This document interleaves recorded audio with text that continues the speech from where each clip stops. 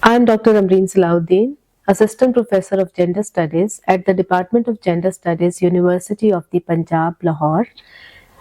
First of all, I would like to congratulate Institute of Global and Historical Studies at Government College University, Lahore, and Dr. Huma Parvez and Ms. Adiba Akram for organizing this conference on new perspectives in South Asian feminism.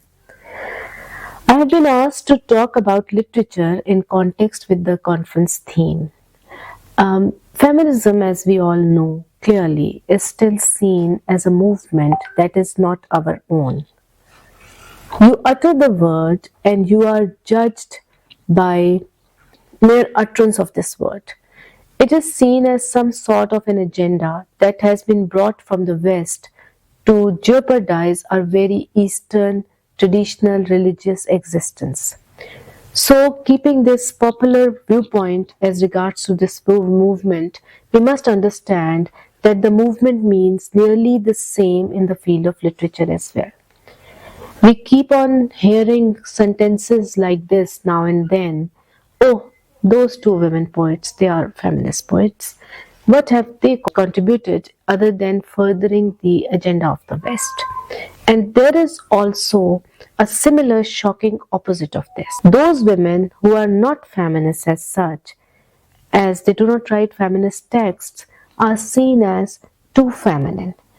Oh, those women, they just talk about home and the kitchen and the roti, and this is all too womanish.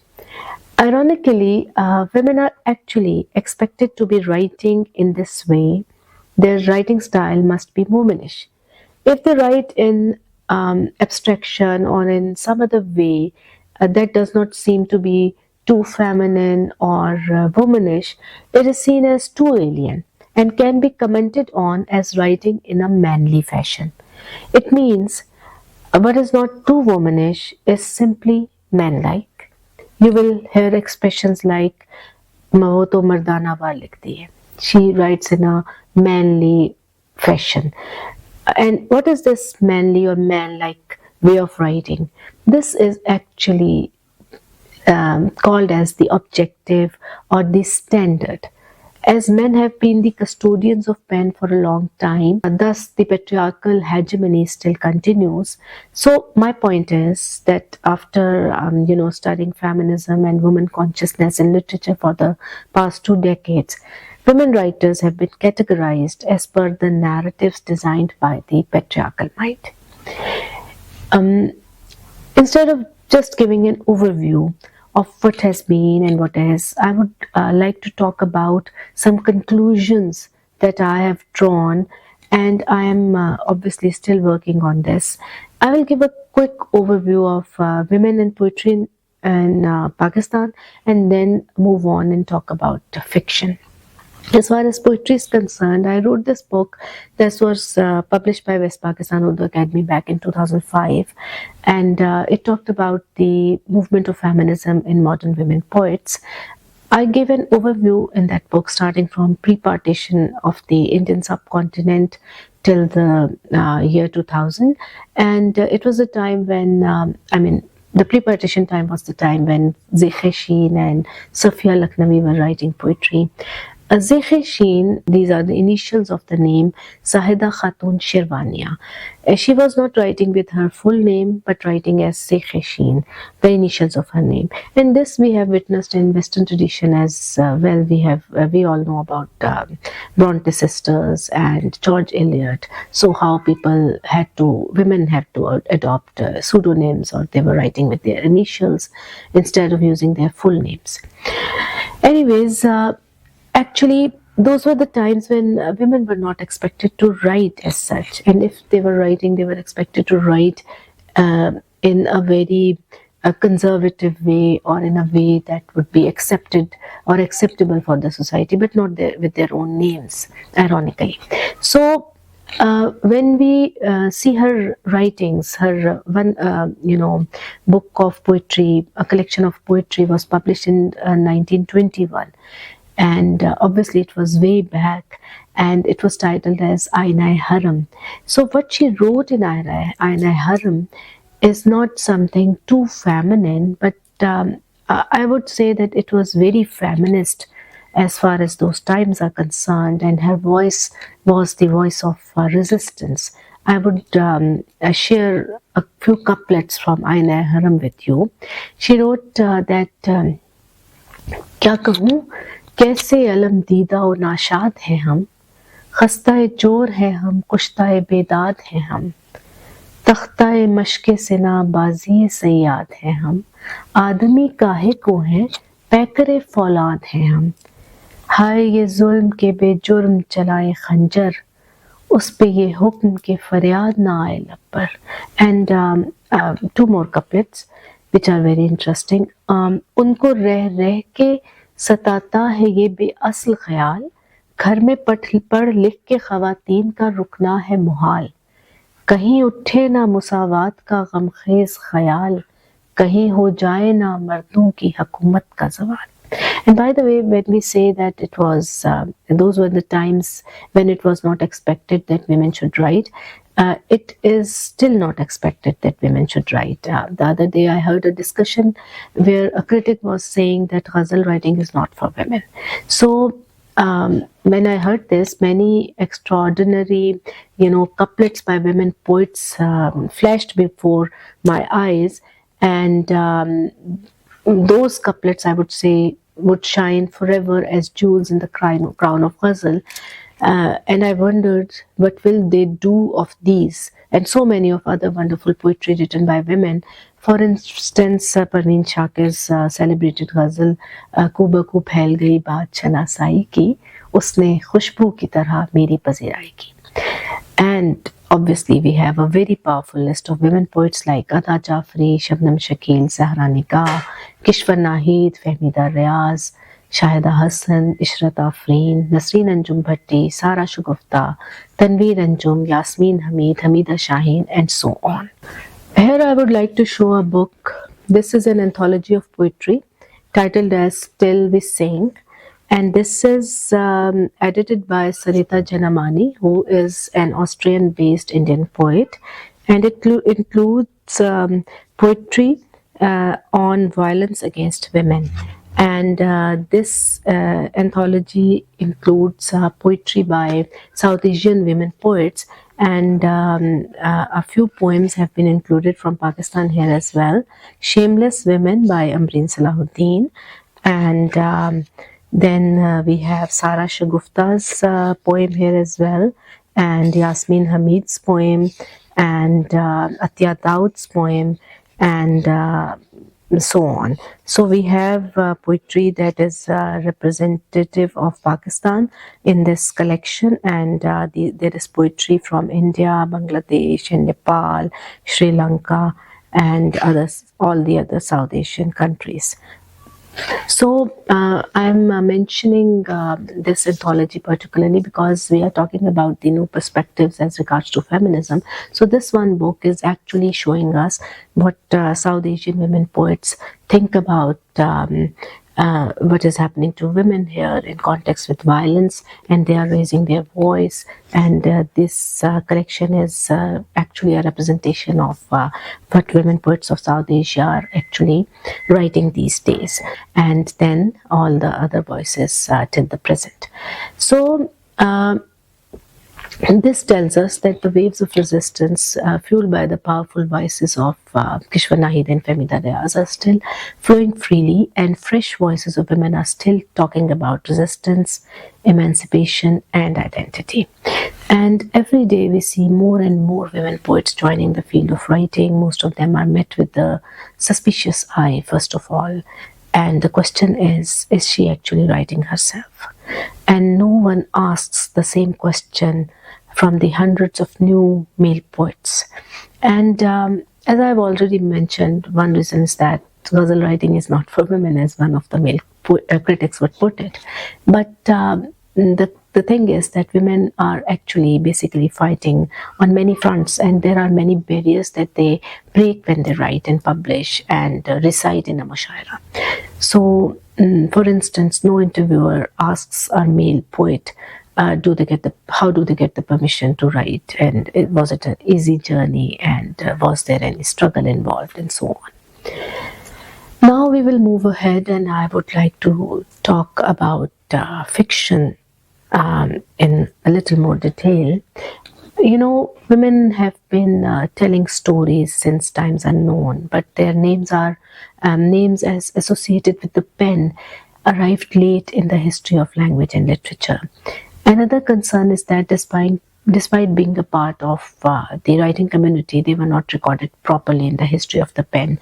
And it has remained a global phenomenon. Women wrote under pseudonyms or with initials of their names, as I already mentioned. So, when we talk about the history of literature of this region, this Indian subcontinent, women's names have emerged in the initial genre of legend writing, that is Dastan. And then we see prominent names in novel writing from the very beginning, and then we see women in short story writing. First of all, we must admit that women writers have a significant contribution to the bulk of literature produced in Urdu language. And when we talk about the genre of Dastan or Qissa, that is legend or fable, many names of women are associated with this genre, including Sukhra Humayun Mirza, Fatima Begum, Zafar Jahan Begum, Jamila Begum, Muhammadi Begum, Nazar Sajjad Haider, Anis Fatima, and Tayyaba Begum.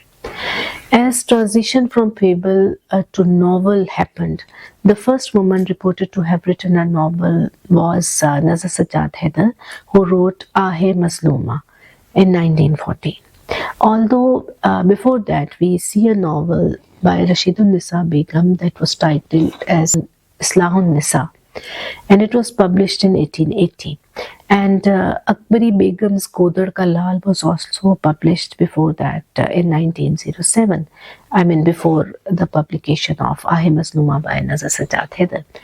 And this Godar Ka Lal was a very notable piece of writing, and according to Quratul and Haider, it was considered as the Bible of the middle class women of those times. But it is said that Nazar Sajjad Haider's novel was the first one which fulfilled the criteria of being called as a novel. Anyways, there were other prominent novelists as well, like Muhammadi Begum, then later on Hijab Imtiaz Ali, Ismat Chughtai, and so on. Then comes the genre of short story writing, that is Afsana, and we have many notable names writing in this particular style of writing, like in those earlier days, like Nazar Sajjad Haider again, then Rashidun Nisa Begum, Mrs. Abdul Qadir, Siddiqa Begum, Hijab Imtiaz Ali, Ismat Chughtai, Quratul and Haider, then later on Hajra Masroor, Khadija Mastoor, etc. And obviously later on many prominent names were added to the lists of women novelists and short story writers. Also, as far as literary movements are concerned, the initial writings were shrouded by the movement of Islah-e-Niswa. And the main character of that movement was none other than Allama Rashidul Khairi, who created the, controversial characters of Akbari and Asghari. Miratul Arus was a celebrated work, and here he actually set the distinction between what is expected of women from a patriarchal mind once and for all. Nonetheless, these archetypes ruled for a very long period of time, and this story was taught to young minds for decades in their schools. And apart from this initial movement of Islah-e-Niswa, we see the movement of Romanticism. Hijab Imtiaz Ali was the most important name from women writers associated with the movement of Romanticism. Hijab Imtiaz Ali's prominent novel Meri Na Tamam Mohabbat was published in 1932. And as far as the progressive movement of literature is concerned, we have the most powerful women names here: Rashid Jahan, Ismat Chughtai, Hajra Masroor, Khadija Mastoor, etc. And Isma Chughtai's novel Ziddi was published in 1941, and her most important novel, I would say, was Teri Lakir, that was published in 1944. And in this novel, she has shown a very different character of a woman as far as those times are concerned. This character has, you know, this was a character that longed to have a perception of her own self in totality, body and being both. So we have women writers whose novels are considered amongst the top novels of Urdu. Like we have Kuratullah and Haider. Her first novel was Mere Bhi Sanam Khane, that was published in 1949, and it was a very important novel that was published right after partition. And her celebrated work, Aka Darya, it was published in 1959 while she was still in Pakistan. And for me, it always stays at the top of the list of Urdu novels. And then we have Banu Kutsia's Raja Git. It was published in 1981, and although it has been pretty controversial as regards to its content, it is nonetheless an important and popular novel. Khadija Mastoor's Angan was published in 1962, and Jamila Hashmi's Dashte Soos was published in 1983. These are also considered as very important novels of Urdu. And then we have Altaf Fatma's Dastak Na Do. It was published in 1946, and it is also a notable novel. The general perception is that women only write about these two things, that women's issues and exploitation and something romantic. So when we look at all these novels, they actually tell a different story. Aka Darya and Angan are written on the great theme of partition. And by the way, Aka Darya has a much bigger canvas as it covers many themes like history, philosophy, arts, music, human predicament, war, imperialism, death as well. And Dashti Soos is written on the theme of Sufism and is one of its kind as well. I want to talk about the writings of all these women as regards to feminism, and it can be seen that the work of women writers, in the works of women writers, that there are imprints of tradition, customs, and age-old taboos, etc. It is also visible that the principles of freedom and independence are represented all along in literature by women writers. One of the interesting findings, as far as my work is concerned, was that the symbolic representation of feminist archetype, the feminist archetype that women writers have created in their work, is portrayed by free bodily movement as dancing, swimming, and running. The liberty of physical movement is a major constraint for the women of this region and this country particularly, and thus these women writers used the act of free bodily movements as symbols of women's freedom. And when we look at women writers, many works by women writers, whether senior or contemporary, are focused on the theme of women's sexual harassment or violence. And some of these writers writing around these themes include Neelam Ahmed Bashir, Tahira Iqbal, Nurul Huda Shah, etc.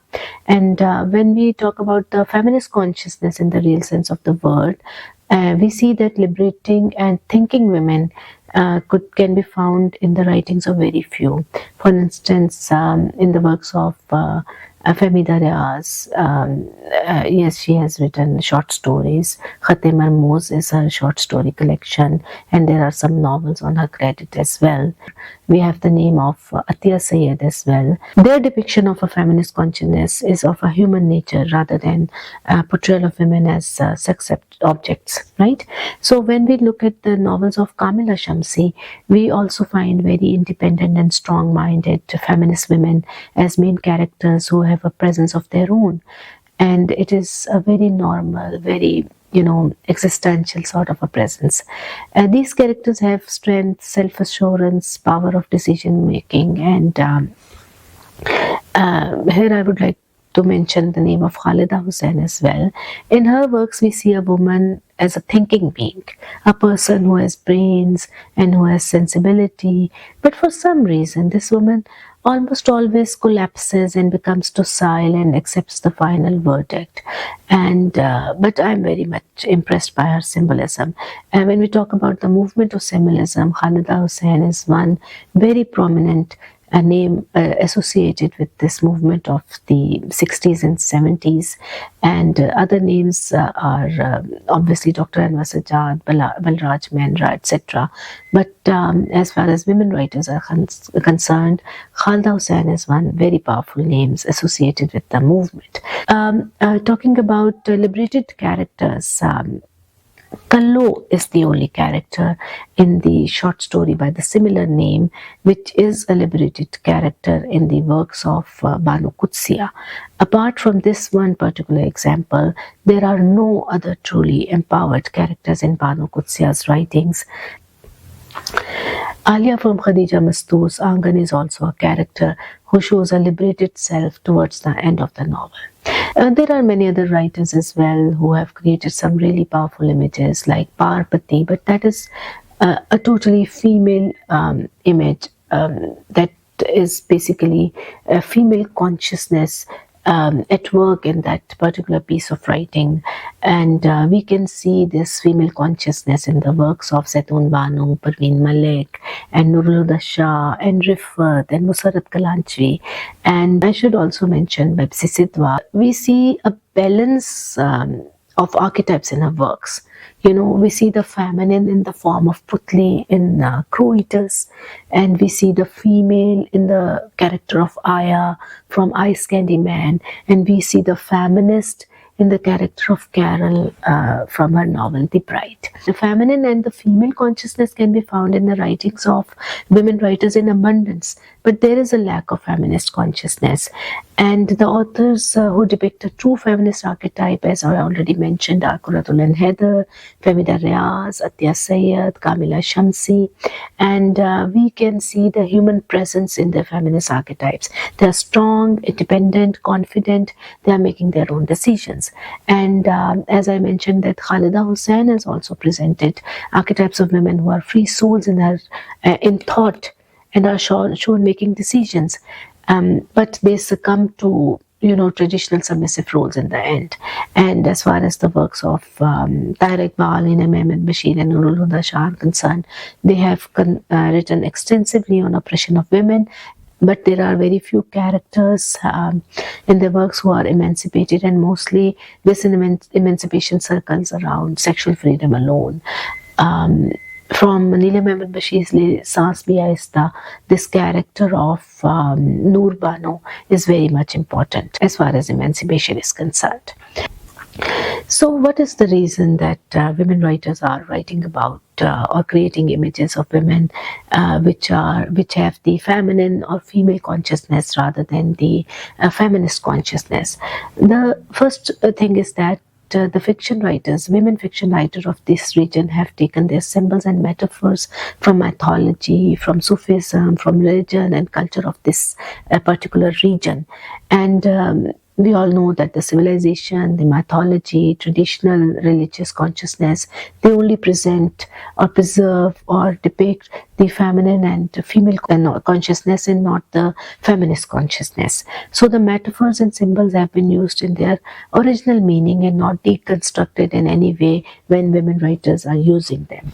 And for example, if crossing the Lakshman Rekha landed Sita in trouble and Ravan kidnapped her in Ramayana, the similar usage is seen in the works of women writers. There is no change at all. Secondly, women are rarely challenging the already set definitions of good woman and the bad woman. The good woman is feminine and female. She is as the others gaze, construct and desire define her, in the words of Simone de Beauvoir. So she stays as feminine as the patriarchal minds wants her to stay. The more she deviates from this feminine consciousness, she becomes a bad woman. Unfortunately, these definitions are not deconstructed by the majority of women writers. And I would conclude in this manner that Helen Sixsaw said, a woman writer must bring herself to her writing, to the movement, to the history, and only then she will be an equal part of the literary mainstream. And this is the way they can break the women can break the patriarchal hegemony over the world of writing. But sadly, this is not what majority of women writers have done. So the writings by women are called as feminine, but the writings by male writers are not called as masculine, but it is considered as the objective way of writing. But the truth is, unless all those voices who have been marginalized are included, the real and true objectivity cannot be reached, and the real and true existential and the social issues will not be talked about and will not be resolved as well. Thank you very much.